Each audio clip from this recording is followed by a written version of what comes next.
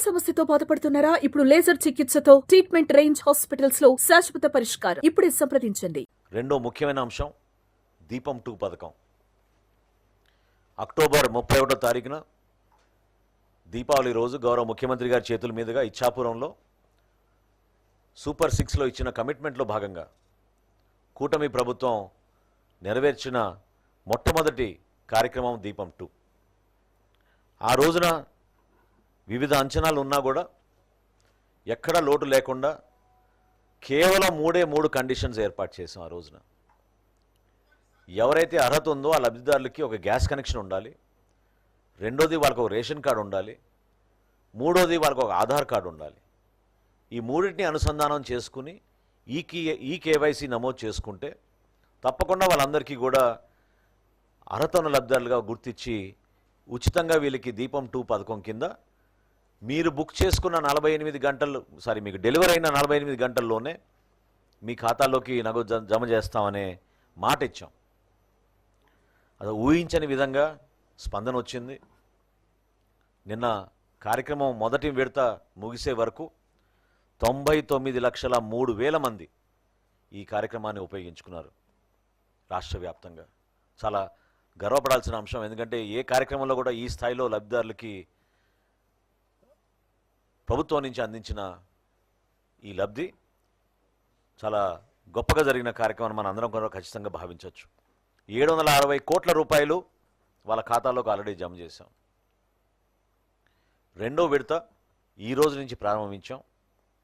గతంలో మాకు అర్థమైన కొన్ని అంశాల గురించి చాలా లోతుగా అధ్యయనం చేసి మా కమిషనర్ సౌరభ్ గౌర్ గారు ఈసారి నుంచి ఎట్టి పరిస్థితుల్లో కూడా మనం ఈ కేవైసీ అమల్లో కానివ్వండి, లేదా ఎవరికైనా అర్హత ఉందా లేదా అనే ఒక అనుమానం వస్తే వాళ్ళకి వెసులుబాటుగా ఒక వాట్సాప్ నంబరు, అదేవిధంగా ఆన్లైన్ కూడా వాళ్ళు చెక్ చేసుకునే విధంగా తక్షణంగానే ఈ సమాచారం అంతా కూడా క్షేత్రస్థాయిలో ఉన్న గ్యాస్ ఏజెన్సీస్, గ్రామ సచివాలయం, వార్డు సచివాలయం సిబ్బందికి కూడా ఈ సమాచారం అందించే విధంగా ఒక కార్యక్రమం చేపట్టాం.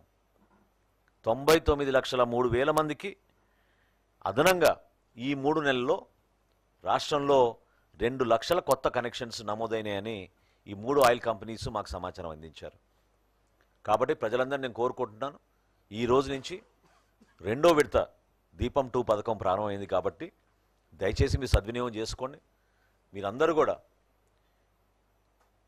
అర్హత ఉన్న ప్రతి ఒక్క లబ్ధిదారులకు అందించాలనే తపనతోటి మేము పనిచేస్తున్నాం.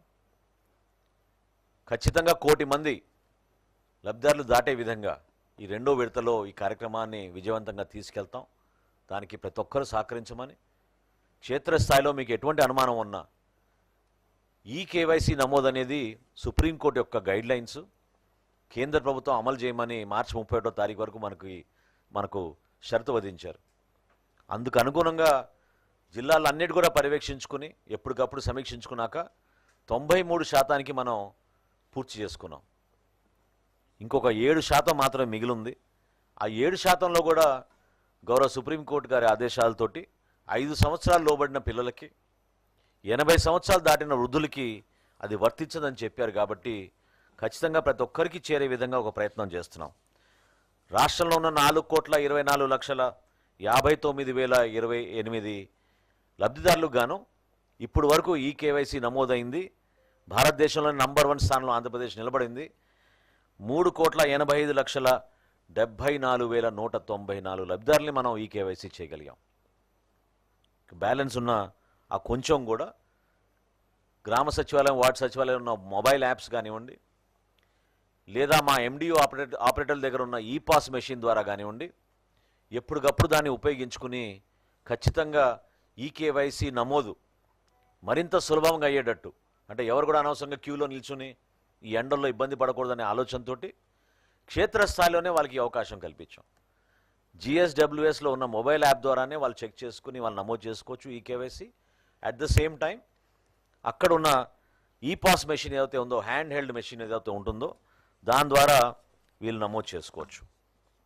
ఈ 2 కార్యక్రమాలు ఇంత అద్భుతంగా విజయవంతంగా జరిగినందుకు సహకరించిన మా పౌర సరఫరాలు సహకరించి ప్రతి ఒక్కరిని, క్షేత్రస్థాయిలో ఒక్కోసారి ఒత్తిడి ఉన్నా కూడా ఒత్తిడి తట్టుకుని నిలబడిన మా సిబ్బందితో పాటు జిల్లా కలెక్టర్ గారు, జాయింట్ కలెక్టర్స్, అదేవిధంగా వివిధ గ్యాస్ ఏజెన్సీస్, రైతు సహాయ కేంద్రాల్లో పనిచేసిన ప్రతి ఒక్కరికి మనస్ఫూర్తిగా ఈ సందర్భంగా ధన్యవాదాలు తెలుపుకుంటున్నాను. రాబోయే రోజుల్లో మరింత మెరుగైన సేవలు అందించే విధంగా ముందుకెళ్దాం. సుమన్ టీవీలో మీ పర్సనల్ అండ్ బిజినెస్ ప్రమోషన్స్ కోసం కింది నెంబర్కి కాంటాక్ట్ చేయండి.